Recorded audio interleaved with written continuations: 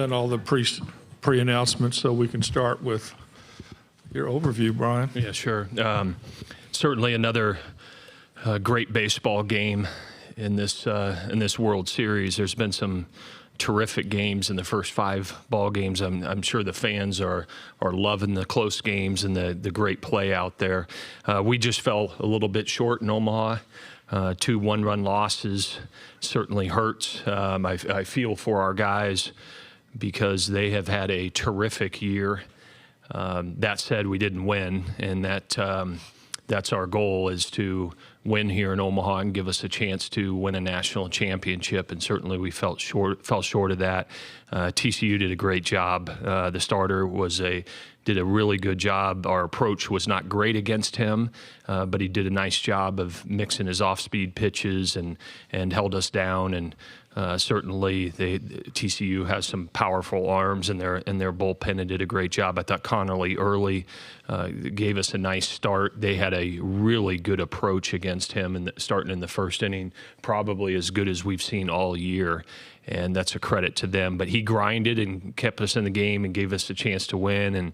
And everybody we brought in did a nice job. We just couldn't get that one more big hit that we needed to win here in Omaha. And sometimes, all the time, that's what it comes down to, that big clutch hit or that clutch pitch. And we just didn't get enough of that this weekend. That said, it doesn't diminish what this team accomplished. To have 50 wins and be playing here in Omaha again speaks to what they're made of and their talent and the type of program that we have. We'll regroup and look to build and be back here as soon as we possibly can. So thank you. Okay, we'll open it up for questions now for the student athletes, and we'll start right here. Jeff White, VirginiaSports.com. Ethan, the offense has been so prolific and productive for most of this season. Was this just a case of running into elite pitching here in Omaha in the 2 games? Yeah. I don't think the pitching has changed much throughout we've seen this year. We consistently had a good approach. Today didn't go our way. Okay, next question. Okay, Jake. Jake McKeever, College Baseball Central. Ethan and Connolly, you're one of only 3 teams to go the entire season non-conference undefeated. How will y'all kind of look back on this season? Connolly, you start, please. Yeah, I thought that's a testament to how good we've played all season. We had 2 tough losses here, 1 run apiece, but that doesn't take away from what we did all season. I thought all of our bats did great and all of our arms did great. We'll come back here next year. So, Ethan? Yeah, going undefeated in non-conference is just another something special about this team. Everything that being on this team has accomplished throughout the year. It's one of these teams that I'm gonna look back, just remember every single guy on this team. Okay, we have a question in the back here. Yep. Yeah, Preston Willett, CBS 19. Ethan, you've worked closely with Jake and Kyle these past couple of years. Just what does it say about the kind of their careers and kind of where they are as things look like they've come to an end? Yeah, I've loved every single second of being around them. I roomed with Jake last year in hotels. I roomed with Kyle this year in hotels. Those are 2 guys that are probably leaving that I'm really close with, and I've learned a ton. And the impact that they've had on me and Virginia baseball, still kind of setting in that I won't see them next year, but I love those guys. Okay, next question. Guys, if there are no more questions for the student athletes, we can be excused. Thank you. Thank you. Congratulations.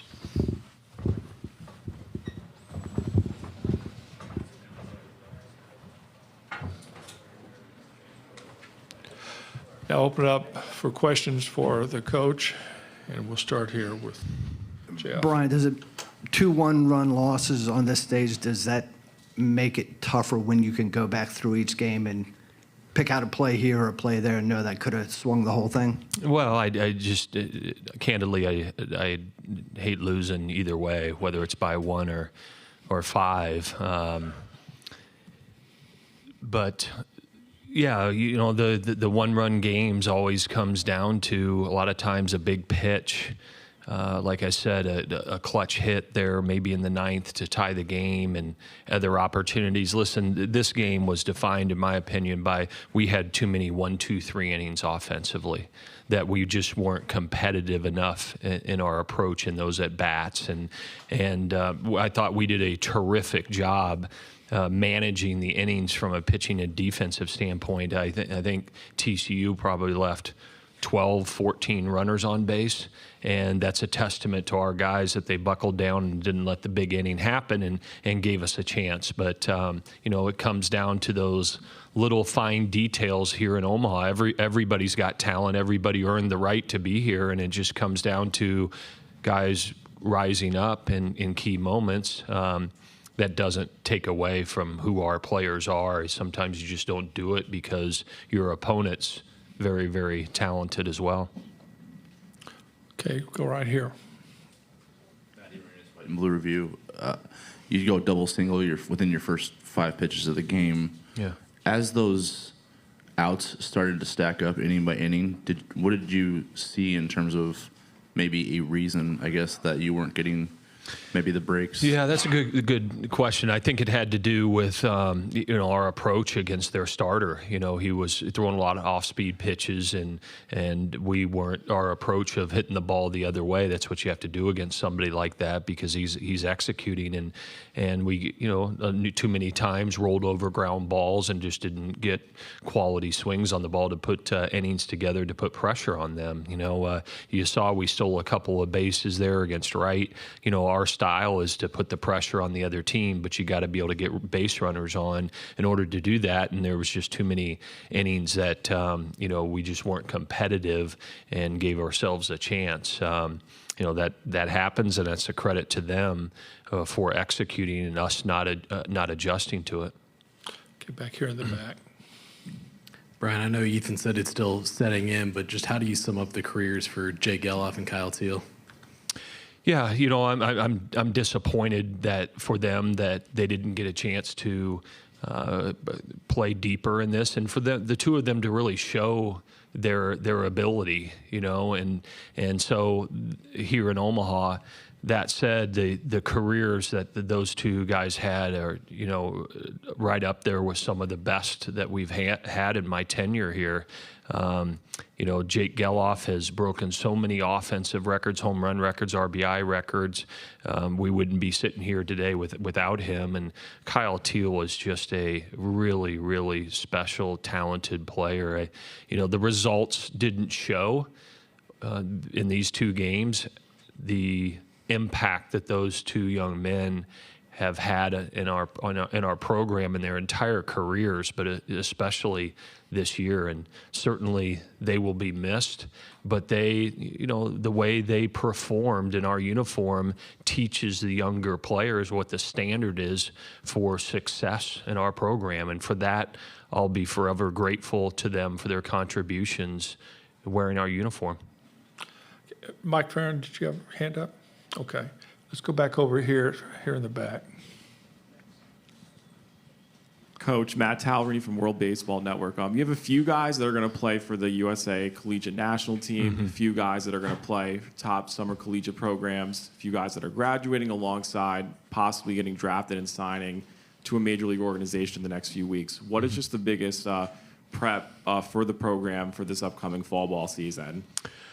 Well, certainly we will have to, figure out what the draft brings to us. That's something that has a major impact on every college program in a good way, right? Every college coach wants their guys to get an opportunity at the next level of baseball. That's part of what they work for when they come and play at this level of baseball. And so, I'll be rooting for our guys that have that ability, and for every one of them to have that opportunity. And so, we'll get back to Charlottesville and we'll assess what the roster will look like for next year.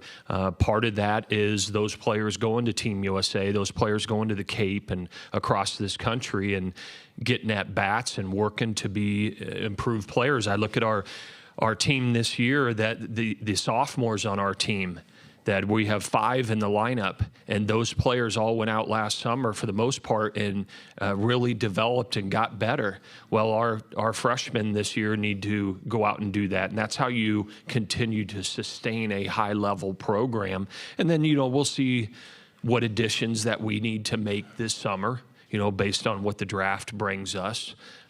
We have a very talented recruiting class coming in. And then we'll look at what our needs are in the portal and supplement from that standpoint, and then get ready to go and do it again next fall with the goal of being right back here in Omaha. Okay, well, time for one last question here from Jeff. For Jay to come in like he did at the end and take care of business, is that something you think he can build on going into next year? Yeah, I think so. Jay Wilfolk's got a lot of talent, and this is the first year that he was required to go to football practice all spring, and I'm sure that took a toll on him a little bit. That's there's not many young men in America that are doing what he was doing this spring, competing for the starting football job and being a pitcher. There's guys that do it that compete at quarterback, but they're not a pitcher. They're an offensive player and things like that. So, today was great for Jay. Obviously, I put him in a challenging situation in the Florida game, but I put him in because I had confidence in him that maybe he could get a strikeout or a ground ball, and that's what the situation dictated. But, I'm excited for his opportunity with USA this summer, and I think that next year can be a terrific year for him in our uniform. Brian, thank you. Thank you. Again, good season. We'll see you next year. Yes, sir.